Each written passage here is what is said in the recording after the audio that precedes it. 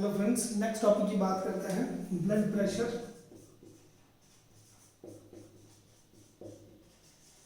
Blood pressure and it's regulation.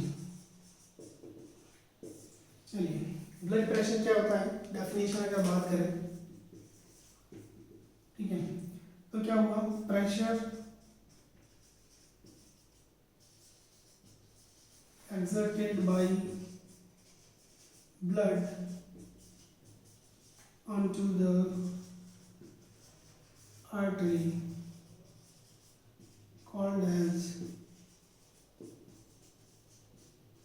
blood pressure। ठीक है, समझ में आया। प्रेशर लगाया जा रहा है exerted by blood। कौन लगा रहा है प्रेशर? ब्लड लगा रहा है। किसके ऊपर लगा रहा है? आर्टरी के ऊपर लगा रहा है। ठीक है, तो अगर ब्लड आर्टरी के ऊपर प्रेशर लगाएगा तो उसको कहते हैं ब्लड प्रेशर, राइट। अब ब्लड जो प्रेशर लगा रहा है उसकी मदद कौन कर रहा है? हार्ट मदद कर रहा है, राइट। तो ब्लड प्रेशर जो है वो अपन कहते हैं कि एक तो सिस्टोलिक ब्लड प्रेशर होता है और एक डायस्टोलिक होता है। सिस्टोलिक जो प्रेशर होता है इसका मतलब यह है हार्ट जैसे पंप करेगा तो ब्लड को क्या मारेगा? धक्का मारेगा तो वो आर्टरी के अंदर जाएगा, राइट। तो अपन कह रहे हैं जो प्रेशर उस समय लगा रहा है हार्ट किसके ऊपर? आर्टरी के ऊपर, वो प्रेशर कौन सा है? सिस्टोलिक है, ठीक है, बड़ा वाला ऊपर वाला प्रेशर है। और जैसे ही वो प्रेशर लगाया, प्रेशर लगाने के बाद में जब रिलीज होता है वापस, ठीक है, नेक्स्ट पंपिंग के लिए जब रिलैक्स होता है तो उस प्रेशर को कहते हैं डायस्टोलिक। तो सिस्टोलिक प्रेशर जो है अपन नॉर्मली सिस्टोलिक प्रेशर मानते हैं 120 mm ऑफ Hg और डायस्टोलिक मानते हैं 80 mm ऑफ Hg, राइट। इसलिए अपन बीपी को कहते हैं 120/80, ये हमारी बीपी है, नॉर्मल बीपी है। तो सिस्टोलिक बटा डायस्टोलिक 120/80 बीपी है। अगर इसमें कहीं ऊपर जा रही है तो ये ज़्यादा हो जाएगी, कम हो रही है तो ये कम हो जाएगी या बढ़ जाएगी, तो उसी हिसाब से अपन ब्लड प्रेशर कहते हैं। एक होता है पल्स प्रेशर। क्या होता है? Pulse pressure. पल्स प्रेशर क्या होता है? Systolic minus diastolic. सिस्टोलिक और डायस्टोलिक का डिफरेंस, ठीक है, तो सिस्टोलिक कितना है? 120, डायस्टोलिक कितना है? 80, डिफरेंस कितना हो गया? 40। तो 40 mm ऑफ Hg जो है वो क्या हो गया? पल्स प्रेशर हो गया। कैसा प्रेशर हो गया? पल्स प्रेशर हो गया, राइट।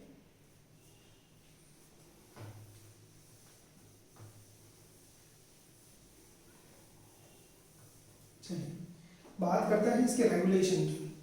तो बीपी ब्लड प्रेशर रेगुलेशन के लिए,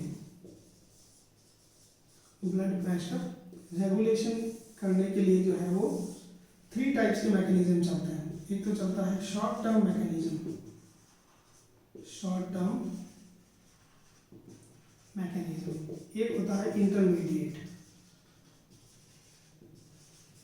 और एक होता है लॉन्ग टर्म,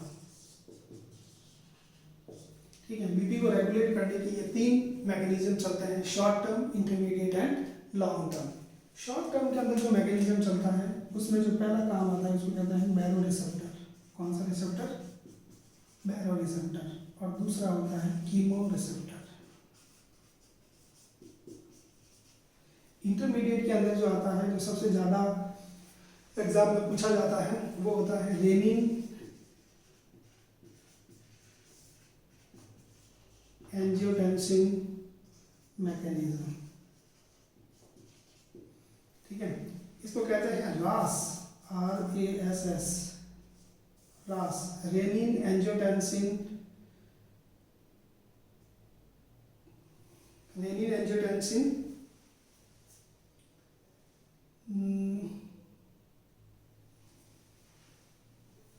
रास मैकेनिज्म बोलते हैं इसको, renin angiotensin aldosterone mechanism, right.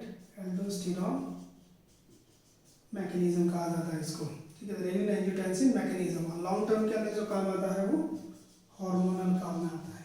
कौन सा काम में आता है? Hormonal, right.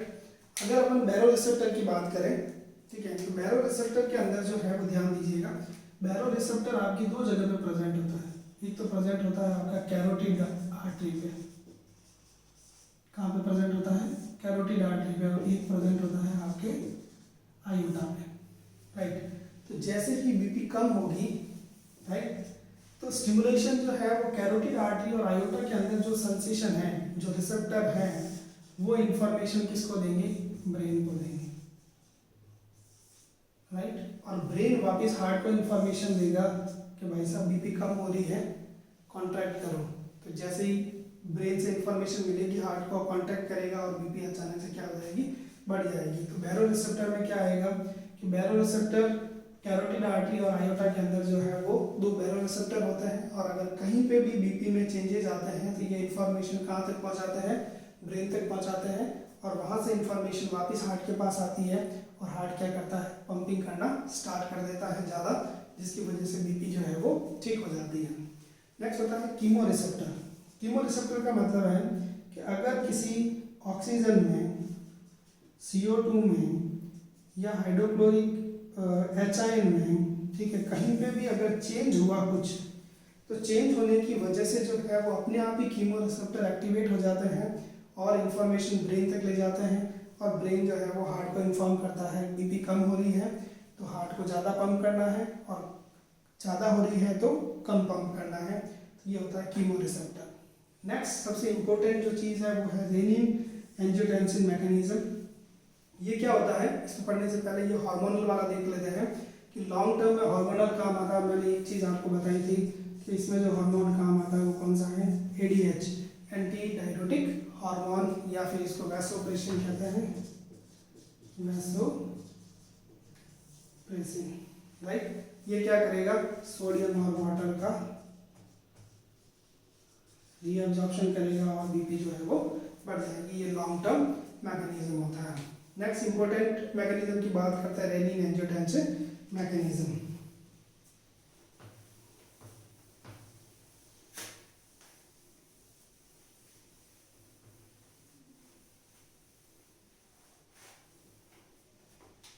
चलिए अब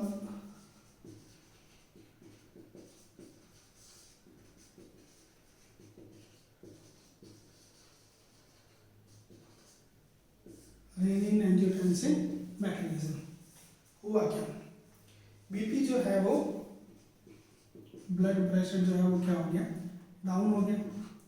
जैसे ब्लड प्रेशर डाउन हुआ तो ब्लड जो है वो कहाँ कम जाएगा, किडनी पे कम जाएगा। कहाँ कम जाएगा, किडनी पे कम जाएगा। तो किडनी में एक स्ट्रक्चर होती है जिसका नाम है जॉक्स्टा ग्लोमेरुलर apparatus, ठीक है। तो किडनी में जब ब्लड कम जाएगा तो ये जॉक्स्टा ग्लोमेरुलर apparatus जो है वो एक हार्मोन सिक्रीट करता है जिसका नाम है रेनिन हार्मोन। तो जैसे ही ब्लड कम जाएगा तो ये रेनिन सिक्रीट करेगा। क्या सिक्रीट करेगा, रेनिन हार्मोन सिक्रीट करेगा। कौन करेगा, जॉक्स्टा ग्लोमेरुलर apparatus जो है वो रेनिन हार्मोन सिक्रीट करेगा।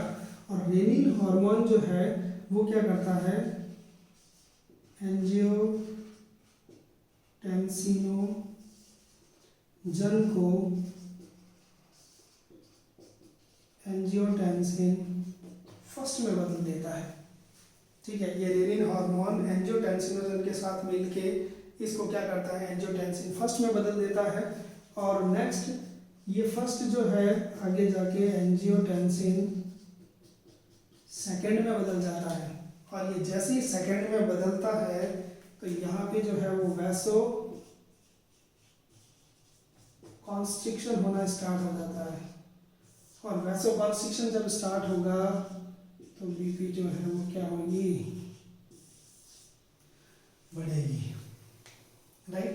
वापिस बता रहा हूँ, बीपी जैसे ही कम होगी तो किडनी में ब्लड सप्लाई कम जाएगी, और कम जाएगी तो ये जॉक्स्टोग्लोमेरुलर अपने आप ही क्या करेगा, ये रेनिन हार्मोन को सिक्रीट करेगा।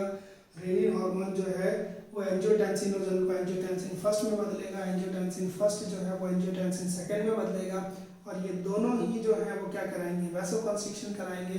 और ब्लड वेसल में जब कंस्ट्रिक्शन होगा तो ब्लड प्रेशर क्या अपने होगा, बढ़ेगा। दूसरी चीज़ अगर इसके अलावा बात करें तो क्या होगा, एड्रिनल कॉर्टेक्स, ये वैसोप्रेसिन की जगह पे यहाँ पे जो है वो एड्रिनल कॉर्टेक्स कॉर्टेक्स। जैसे ही एड्रिनल कॉर्टेक्स पे जाएगा तो एड्रिनल कॉर्टेक्स एक हार्मोन सिक्रीट करता है जिसका नाम है